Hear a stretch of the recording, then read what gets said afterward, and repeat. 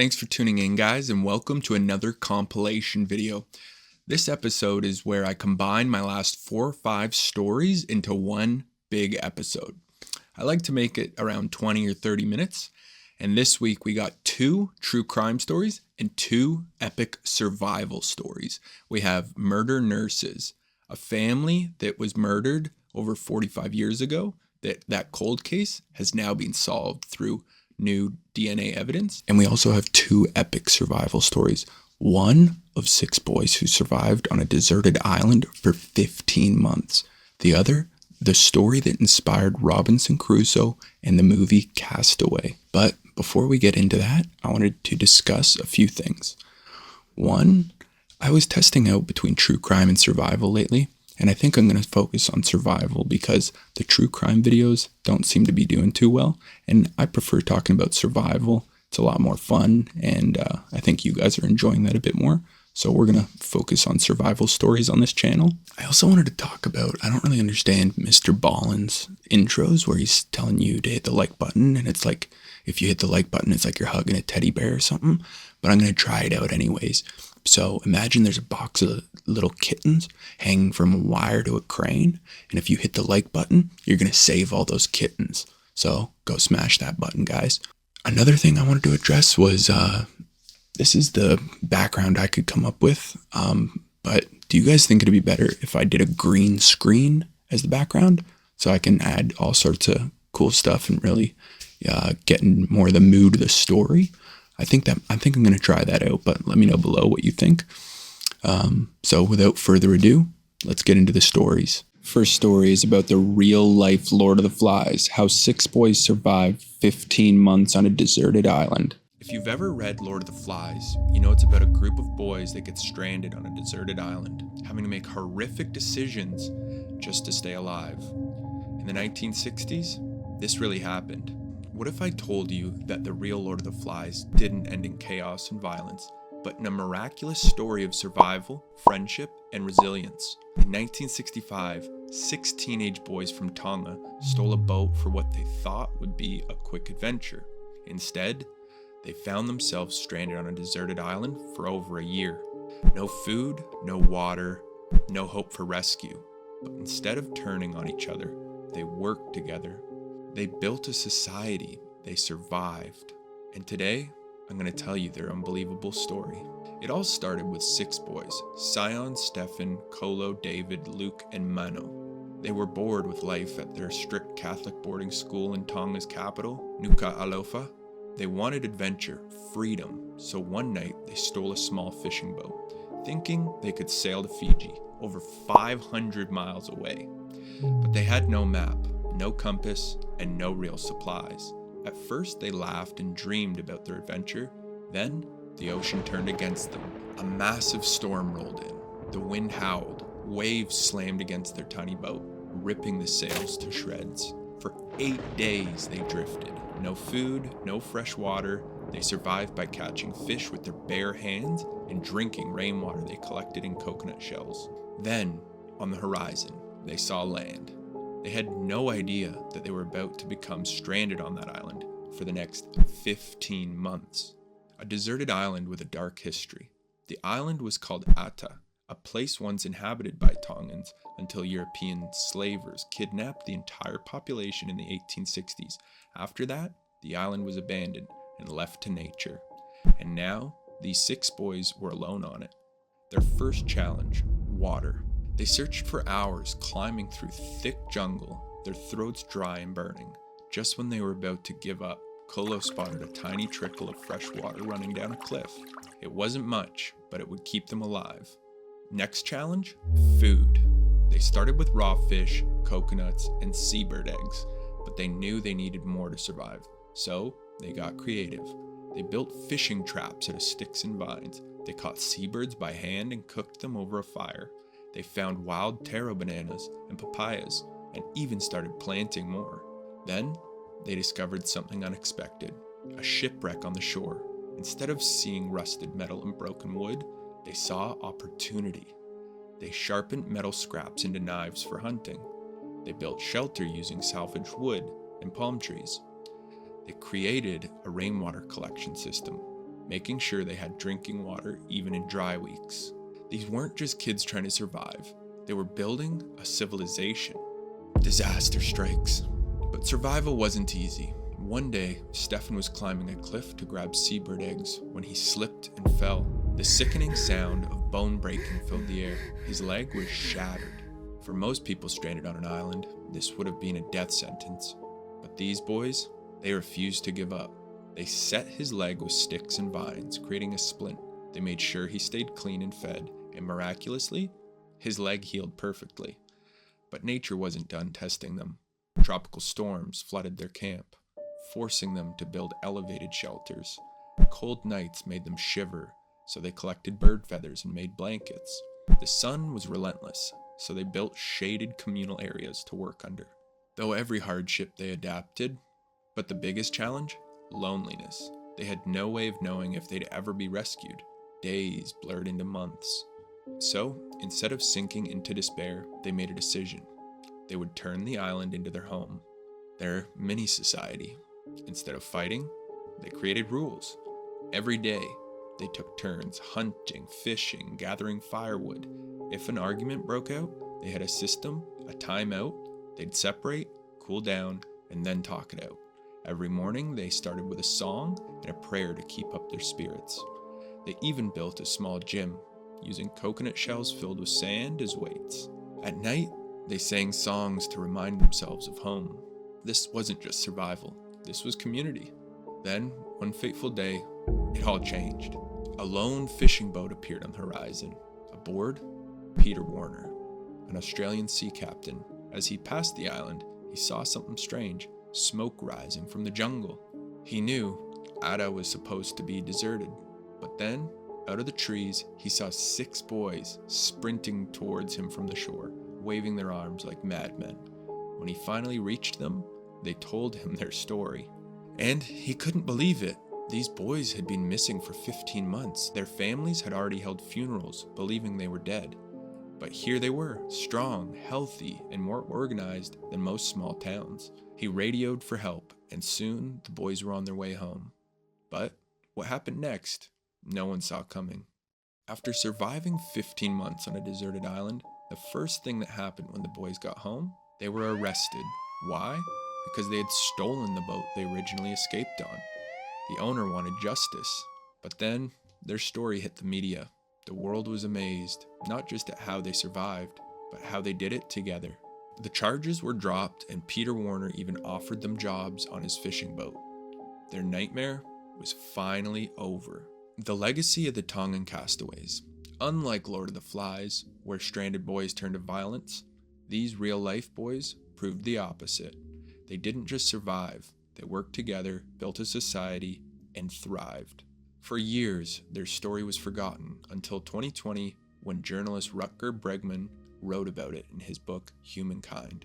It became a powerful reminder that even in the worst situations, human nature isn't just about survival. It's about cooperation.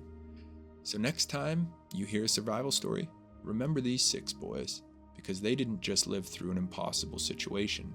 They proved what humans are truly capable of when they work together. If you've made it this far into the video, I want to thank you for watching and suggest subscribing for future stories.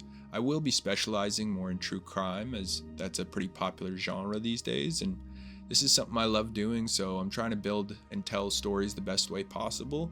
I'm even hoping to maybe collaborate with someone out there watching right now to make better stories. So until next time, guys, thanks for watching. I'll see you later. The second story is about a nurse that abused her power and took the lives of her patients. For nearly a decade, Elizabeth Wetlaufer was a trusted nurse in Ontario's long-term care homes. Families believed their loved ones were in good hands. No one suspected that behind her friendly smile was a serial killer. One who would later confess to 8 murders, 4 attempted murders, and 2 assaults. Her weapon? Insulin. A drug meant to save lives, but in the wrong hands, it became the perfect murder weapon. Elizabeth's first kill. One night, while working the night shift, she filled a syringe with a massive dose of insulin and injected it into his frail body. By morning, James was dead. The cause of death? Natural causes. No one questioned it. He was old, he was sick, death was expected. And that was all Wetlaufer needed to kill again, turning into a serial killer. Over the next 9 years, Wetlaufer moved between different nursing homes. Each time she found a new job, new patients died. Her next victims included Marlene Silverthorne, Maurice Granat, and Arpad Horvath, an elderly, all injected with insulin and all ruled as natural deaths. She had found the perfect crime. No one suspected a nurse. Insulin overdoses don't show up on standard toxicology tests. Her victims were already sick. She was killing in plain sight, and no one saw it. So, why did she do it in the first place? Wetlaufer later told investigators that she heard voices. She claimed God was speaking to her, telling her which patients should die. But when she was asked if she felt remorse, she responded coldly, "I knew it was wrong, but the feeling was too strong to stop." Her coworkers noticed odd behavior. She would brag about having a red surge, a rush of adrenaline after a murder.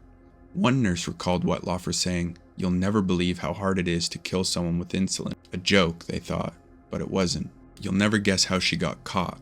For 9 years, she kept killing, completely unchecked.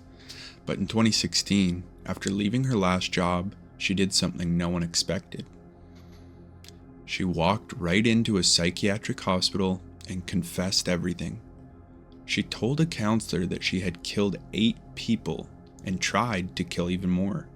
They thought she was hallucinating, but then she gave names, dates, and details no one else could have known. When police investigated, the truth unraveled. Elizabeth, the quiet, trusted nurse, had been one of Canada's deadliest serial killers all along. In 2017, Elizabeth was sentenced to life in prison. Her case exposed major flaws in Canada's healthcare system. How had she been able to move from one nursing home to another, despite all the red flags? Because there was no system tracking deaths in care homes. That changed after her case, but for the families of her victims, it was too late. Elizabeth Wetlaufer didn't fit the profile of a typical serial killer. She wasn't a shadowy figure lurking in the alleyways. She was a caregiver, someone trusted to protect the vulnerable. We all trust nurses, I know I do. But behind that mask was something much darker, and for nearly a decade, no one saw it at all. Well, after hearing that story, I know that I'll be frightened forever of nurses. A nurse being a serial killer is quite a frightening thing. They're supposed to be taking care of our loved ones and us when we're in need, but really they have access to so many things that, if given a little bit too high of a dose, can prove fatal. This is my favorite story today. This is the real-life Robinson Crusoe, how a man survived on an island for 4 years. Have you ever watched Castaway and wondered if someone could actually survive that long alone? Or maybe you've read Robinson Crusoe, the famous story of a man stranded on a deserted island. Well, what if I told you it was all inspired by an actual person? This is the incredible true story of Alexander Selkirk, a sailor who was left behind on a remote island in the Pacific and survived, alone, for more than 4 years. It's the early 1700s, and the seas are filled with danger. Pirates, ruthless captains, and ships that fall apart in the middle of nowhere. Alexander Selkirk was a Scottish sailor aboard the Cinque Ports, a privateering ship on a mission to raid Spanish vessels. But Selkirk wasn't just any crew member. He was stubborn, hot-tempered, and always spoke his mind. One day, as the ship approached the Pacific coast of South America, Selkirk made a bold and dangerous decision. He didn't trust the captain. The ship was in terrible shape, leaky, rotting, falling apart. He argued that if they didn't repair it soon, they would all sink. But the captain didn't want to hear it. Selkirk only saw one way out. He demanded he be left behind on an island rather than continue on what he believed was a doomed ship. He thought another ship would come by soon and pick him up. So, in 1704, he stepped onto the shores of Mas e Tierra, a small uninhabited island 400 miles off the coast of Chile. With nothing but a musket, a knife, a cooking pot, some clothes, and a Bible. So, the ship sailed away and never came back. Now the harsh reality of survival set in. At first, Selkirk probably thought he made the biggest mistake of his life. The silence was deafening. There was no friendly faces, no crew, no ships on the horizon, and just the howling wind, the crashing waves, and the endless stretch of ocean. The first few weeks were brutal. The island was filled with strange noises at night. He could hear something moving in the darkness. It turned out the island was home to feral cats and howling sea lions, some of which were far from friendly. Food, of course, was another issue. He had no supplies, no fishing line, and no way to preserve anything he caught. As desperation set in, he began to hunt wild goats that roamed the island. It was a stroke of luck that these goats had been left behind by Spanish sailors years earlier. He learned to chase them down and kill them with his bare hands. Eventually, he even domesticated a few to provide milk and companionship. But that was only part of his survival. Without proper shelter, he was exposed to the elements. Heavy storms battered the island, and without a fire, cold nights were unbearable. Using trees and large leaves, he built 2 small huts in a valley, protecting himself from the worst of the weather. And then, of course, the loneliness set in and created a madness of isolation. 4 years. That's 1,460 days alone. No human contact, no voice to hear except his own. To keep his mind sharp, Selkirk read the Bible out loud to himself. He talked to the animals, especially the wild cats, which he tamed to protect him from rats that swarmed the camp at night. Spending that much time alone on the island, he became a true survivalist. He could move faster than most men, running barefoot across the rough terrain, and could go days without food, conditioned by the harshness of island life. Then, after 4 years of complete solitude, Selkirk's life changed forever. In 1709, Selkirk saw sails on the horizon. A ship was approaching, but there was one big problem. Was it friendly? Spanish ships often patrolled the waters, and if they found him, he would be captured and likely killed. He hid in the trees, watching and waiting, but when he saw that the ship was British, he ran towards the shore, waving his arms wildly. That ship's captain, Woodes Rogers, was stunned when he met Selkirk. The man was barely human anymore, wild, unkempt, and speaking strangely from years of isolation. But what shocked Selkirk the most? The ship that he had left 4 years earlier, Cinque Ports, had sunk shortly after he was abandoned. Had he stayed aboard, he would have drowned with the rest of the crew. So, what he thought was his worst mistake had actually saved his life. Now, it was time for Selkirk to return to civilization as a legend. His story spread across England, eventually inspiring Daniel Defoe to write Robinson Crusoe, one of the most famous survival stories of all time. But, despite his fame, Selkirk never quit. Adjusted back to normal life, he had spent so many years alone that he struggled with crowds and the noise of a city. At times, he even wished to return to the island. His story remains one of the greatest real-life survival tales in history. A man lost everything, but in doing so, saved himself. So, what do you think? Could you survive on a deserted island for 4 years? Let me know in the comments. This is the 4th and final story about how a cold case was solved after 45 years. On a quiet spring morning in Omaha, Nebraska back in 1979, a neighbor knocked on the door of a small, modest home. Inside, they would discover something that would haunt this community for more than 45 years. A young boy, just 10 years old, and his mother brutally murdered, and their killer just vanished. The case went cold, the family left without answers, until now. Just this week, February 2025, police arrested a man they say is responsible for those horrific crimes. A man who's been living under a different name for decades. This is the story of Kamal and Doroshia Matthews, a mother and son whose lives were stolen, and a detective team who refused to let time erase their story. But let's go back to where it all began. It's the spring of 1979.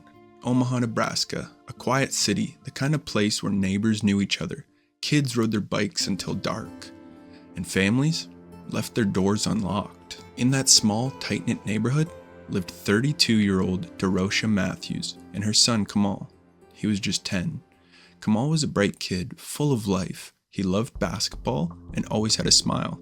The kind of kid who made friends easily. And Derosha worked hard to provide for him, a single mother doing her best. Their home wasn't fancy, but it was filled with love. And one day, that love-filled home became a crime scene. It started when a neighbor noticed something that wasn't right. The house had been too quiet. They knocked on the door, no answer, but something felt wrong, so the police were called. When the police officers stepped inside, they found a scene so brutal, so horrific, it shocked the community to its core. Derosha murdered, Kamal murdered, a mother and her child taken violently. The details were gruesome, and out of respect for the family, not all of them have ever been made public.